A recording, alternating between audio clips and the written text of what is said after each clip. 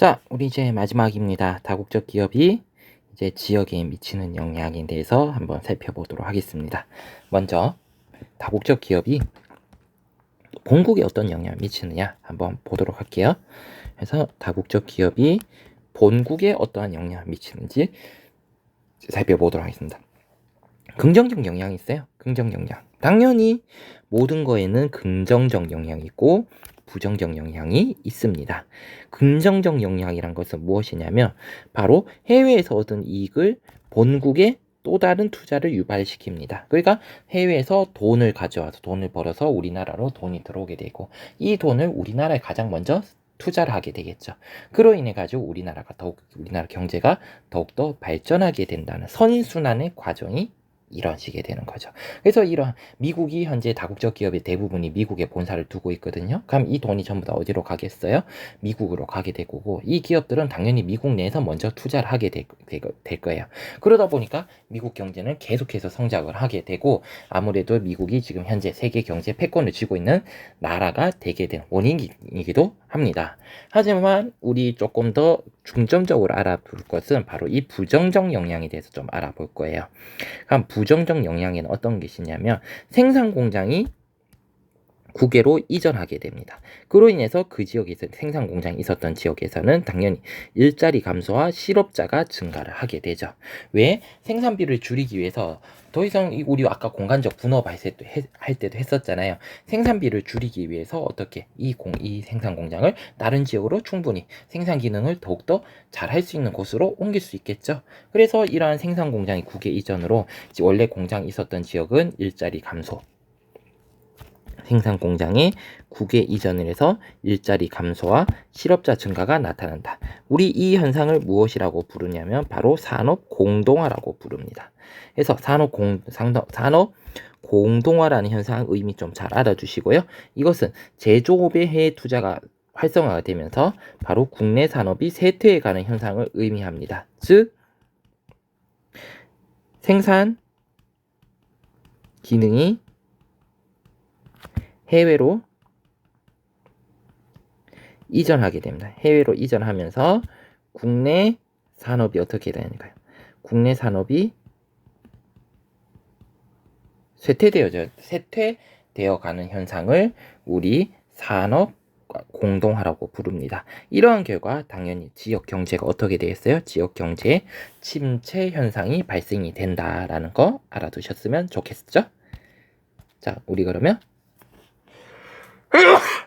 한번 보도록 하겠습니다. 마지막이죠. 다국적 기업이 진출 지역에는 어떤 영향을 미치느냐? 다국적 기업의 진출 지역에 미치는 영향에 대해서 살펴보면요.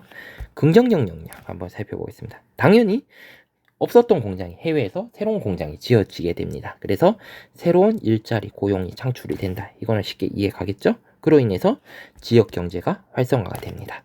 그리고 선진 기술 및 경영 기법을 습득을 할 수가 있죠.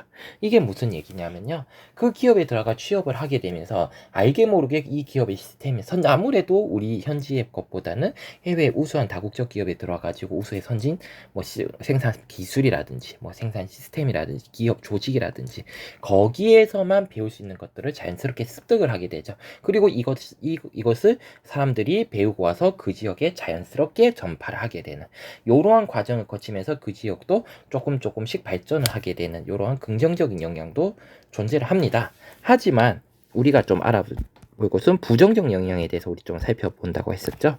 어떤 거냐면 첫 번째, 해외 경제 의존도가 심화되더라. 이것은 무슨 얘기냐? 그 지역 경제 자체가 어디에 의존하게 되냐? 바로 해외에 의존한다는 거죠. 왜?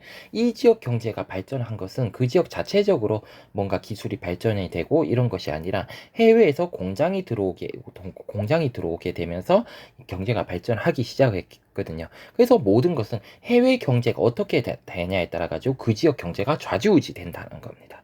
특히 기업이 어려워질 때, 다국적 기업이 철수할 때 대규모 실업 및 경기 침체가 발생을 합니다. 언제?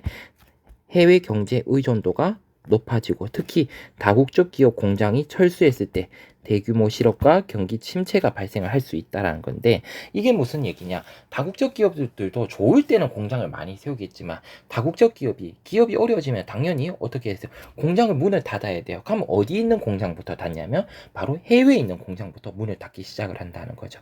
그렇기 때문에 그 지역에 있었던 공장이 문을 닫게 되고 당연히 실업자라든지 대규모 실업이 발생을 하고 그 지역 경제 자체가 다운이 되는 이러한 현상들이 발생을 한다는 겁니다.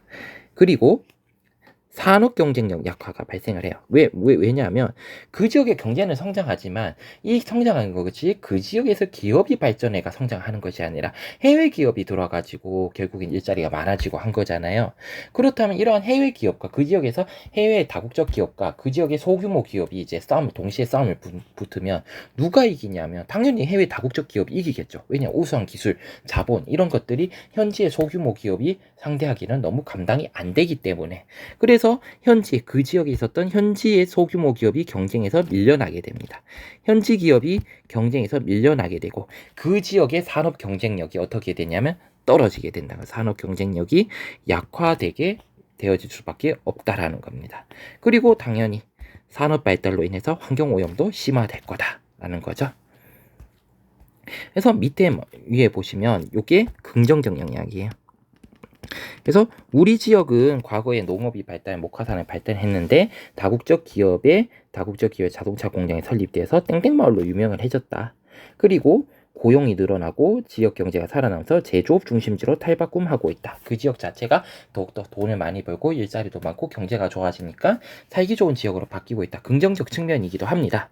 하지만 밑에 것을 한번 볼게요. 한적한 어촌마을이었는데 여기에 화학 제품을 생산하는 다국적 기업의 공장이 들어왔대요. 그래서 무슨 대기오염도 심해졌고요. 대기오염이 환경오염이 발생을 했다. 당연히 어떤 거다? 그렇죠. 부정적 측면이라고 볼 수가 있겠죠.